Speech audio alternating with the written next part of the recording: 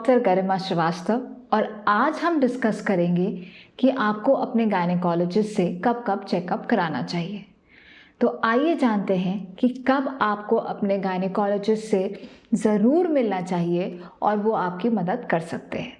Condition number 1, अगर आप 9 साल से छोटे हैं और आपको पीरियड्स या माहवारी स्टार्ट हो गया है तो ऐसे में आप अपने गायनेकोलॉजिस्ट से ज़रूर मिलें। कई बार पीरियड स्टार्ट होने के बाद आपका ग्रोथ या हाइट रुक जाता है। ऐसे में हम गायनेकोलॉजिस्ट कुछ इंजेक्शन लगा के प्यूबर्टी को कुछ टाइम तक रोक सकते हैं और आपको 1-2 साल अपनी हाइट खींचने के लिए मिल जाता है। अगर आप ये प्रोसेस नहीं भी करना चाहते हैं तब भी गायनेकोलॉजिस्ट आपको ठीक से गाइड कर सकते हैं कि आप कैसे अपना लाइफस्टाइल चेंज करें, बच्चे को कैसे हाइजीन के बारे में एजुकेट करें, जितने भी sanitary pads, napkins, period panties available हैं उनमें से बेस्ट क्या रहेगा। तो एक अच्छी राय के साथ आप अपनी मेंस्ट्रुअल जर्नी को स्टार्ट कर सकते हैं।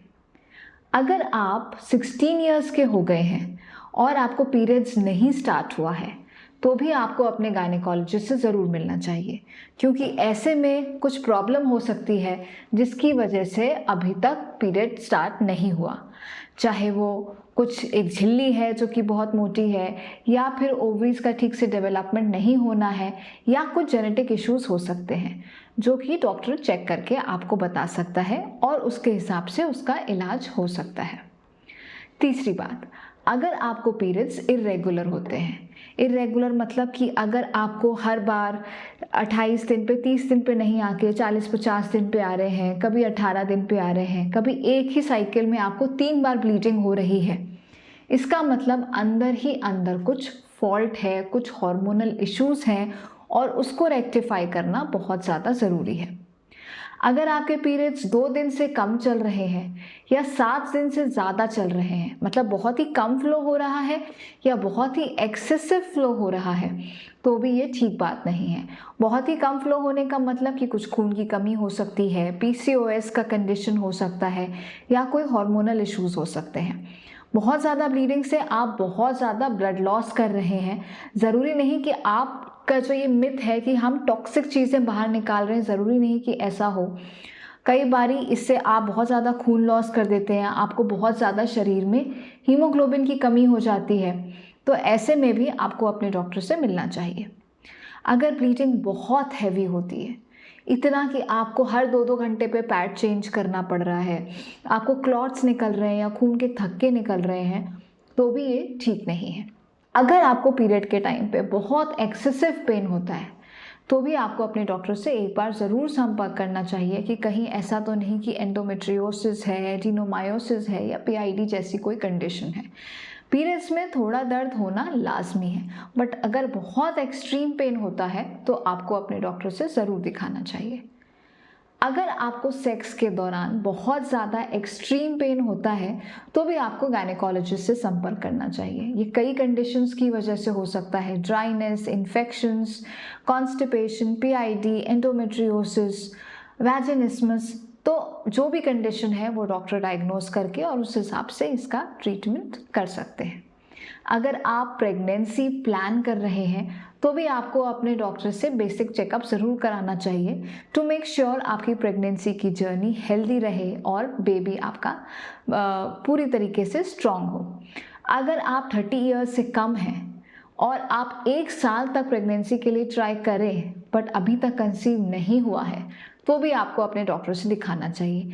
कई बार कुछ प्रॉब्लम्स की वजह से, कुछ कारणों की वजह से प्रेगनेंसी नहीं ठहर पाती है, बच्चा नहीं लग पाता है, तो उसके टेस्ट होना भी बहुत ज़रूरी है। अगर आपकी एज ज़्यादा है, 30-35 ईयर्स प्लस है, या कोई आपको मेडिकल कंडीशन है जैसे PCOS है या TB रहा है, तो अगर 6 मंथ्स के ट्राई करने के बाद भी आप कंसीव नहीं करते हैं तो भी आपको डॉक्टर को ज़रूर दिखाना चाहिए। ऑब्वियसली प्रेगनेंसी एक ऐसा टाइम है जब आप अपने गायनेकोलॉजिस्ट से रूटीनली मिलते ही हैं, क्योंकि हम रेगुलर चेकअप्स करते हैं, बेबी के स्कैन्स करते हैं, ग्रोथ देखते हैं, आपका BP, वेट पे मॉनिटर रखते हैं, खाने पीने की सारी कंडीशंस आपको बताते हैं। तो प्रेगनेंसी वाला टाइम तो हमें सबको मालूम ही है कि गायनेकोलॉजिस्ट से ज़रूर मिलना चाहिए। अगर आप पेरीमेनोपॉजल एज पे पहुंच गए हैं, इर्रेगुलर ब्लीडिंग हो रही है, या बहुत एक्सट्रीम ब्लीडिंग हो रही है तो ऐसे में भी आपको अपने डॉक्टर से ज़रूर मिलना चाहिए। मीनोपॉज अटेन करने के बाद अगर कभी आपको स्पॉटिंग दिखती है तो ऐसे में भी आपको अपने गायनेकोलॉजिस्ट को मिलना चाहिए। इन सब के अलावा एक बार आप सेक्सुअली एक्टिव हो जाते हैं या मैरिड हो जाते हैं तो आपको 2 से 3 साल में अपने गायनेकोलॉजिस्ट को ज़रूर दिखाना चाहिए to check for pap smear, जो कि एक बेसिक रूटीन टेस्ट होता है, बट वो एक गायनेकोलॉजिस्ट ही कर सकती है। 40 की एज के बाद ब्रेस्ट एग्जामिनेशन, अल्ट्रासोनोग्राफी या मैमोग्राफी भी रूटीनली हम ज़रूर कराते हैं। तो और इसके अलावा अगर आप अपनी सेक्स लाइफ स्टार्ट कर रहे हैं तो कॉन्ट्रासेप्शन पे डिस्कशन, एसटीडी पे डिस्कशन के लिए भी बहुत ज़रूरी है कि आप अपने गायनेकोलॉजिस्ट से या जिस डॉक्टर से आप कंफर्टेबल हैं एक बार आप ज़रूर डिस्कस करें। तो ये सारी ऐसी बातें हैं। देखिए, गायनेकोलॉजिस्ट को हम कहते हैं एक गर्ल का बेस्ट फ्रेंड। तो और सिर्फ यही कंडीशन नहीं, कई बार आपको कुछ ऐसी क्वेरीज होती हैं जो कि आप अपने फ्रेंड्स से या मदर से नहीं बात करना चाहते हैं। तो एक नॉन जजमेंटल आउटलुक, एक पेशेंट आउटलुक और तीसरी बात कि एक मेडिकली करेक्ट जजमेंट एक आपको आपका गायनेकोलॉजिस्ट ही दे सकता है। तो ये सारी कंडीशंस में आप अपने गायनेकोलॉजिस्ट को मिलें। हम कोई जजमेंट नहीं रखते हैं कि आप मैरिड हो अनमैरिड हो, ये कैसा क्वेश्चन है। अनलाइक योर मदर्स और योर फ्रेंड्स, हमारा कोई जजमेंट नहीं होता है। हम आपको अनबायस्ड तरीके से बिना जजमेंट के एक मेडिकली साउंड एडवाइस देते हैं।